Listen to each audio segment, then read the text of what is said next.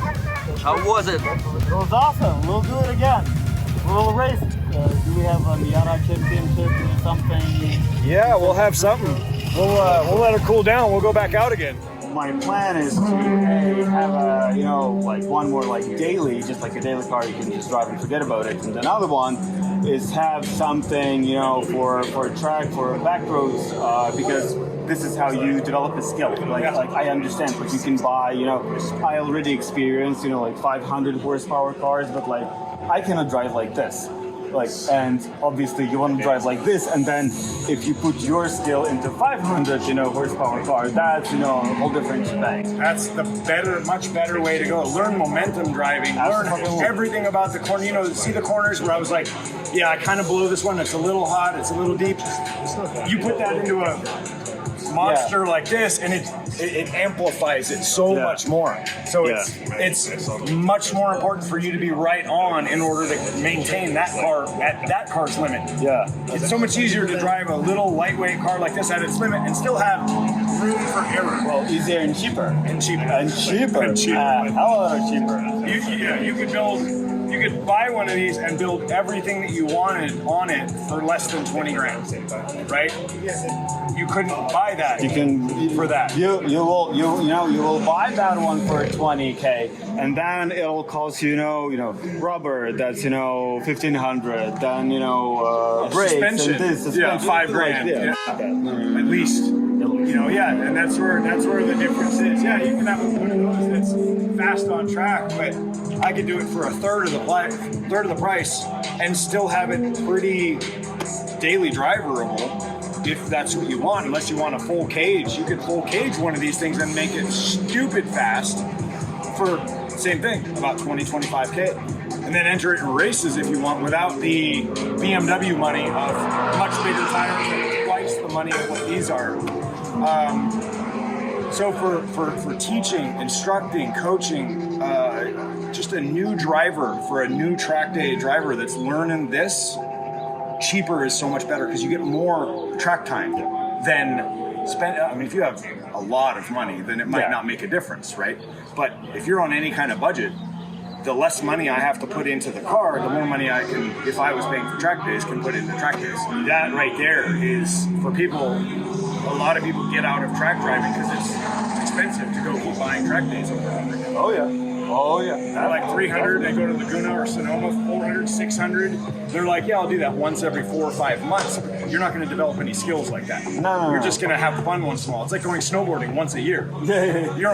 You do it, but you're not going to go pro. Yeah. Not even pro. Like but you're not going to get better. Same thing. Ride a bike once every 5 years. Good luck hopping a curb. Something simple like that, you're going to be scared to death of because you don't do it. But yeah, seat time is key.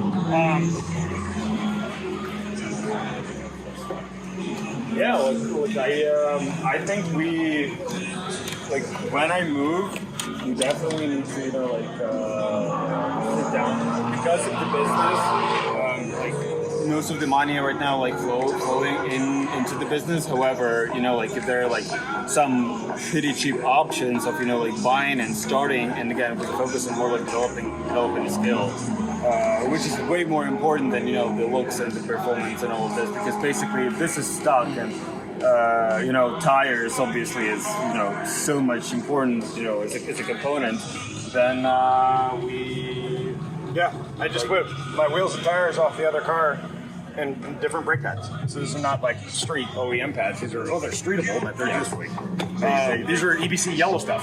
Yeah. So they're not crazy expensive. They're just brake pads on stock brakes. Essentially, 17-inch but stock wheels and slightly wider tires. And this car is almost OEM.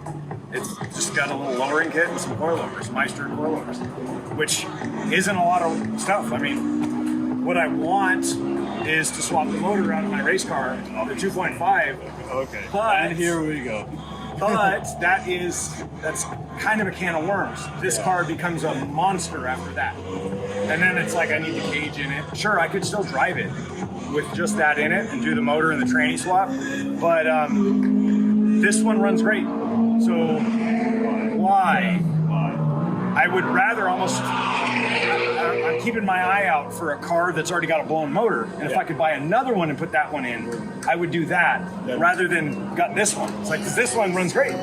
It's stock, sure, it's not that fast, but it doesn't have to be.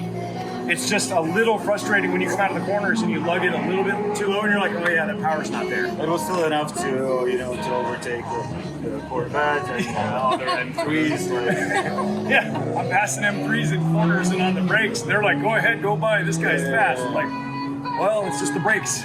But again, like, also it's important the whole like feeling, because like there's a totally different feeling when you go, in that heavy car or an Alpha, versus to this one, because this one is you just like flying twice the weight, and so momentum is so much harder to maintain in a car that weighs 2,000 more pounds. Yeah, It's just corner speed is totally different. Sure, straightaway speed is twice as fast, but corner speed is not. I can eat up alphas in the turns. Oh yeah. But yeah, on the straightaways, but there's only really 1.5 straightaways on this whole track that you can kind of use, but you can't be faster on the other 85% of the track than this car can in an Alpha. Yeah. And a Corvette. Now that guy in that blue Corvette. But that's again like you're like saying like if you put yourself like in Lamborghini and I'll be in an M3, I will hardly catch you up. Like but like. There's no comparison. Like if both of us, we'll put here like, what we're talking about. If both of us will be an Alpha, like that is the most important thing. Like to have a skill. Again, for many people, different things. For people like me, is to have a skill, maybe to actually like go to a championship and try the shit out. For someone else would be just to experience the fun. Yeah. For a third person, they would know how to deal with whatever the cars they're dealing with. So yeah, a little mirror. Yeah. So it's for different people, different things, different goals.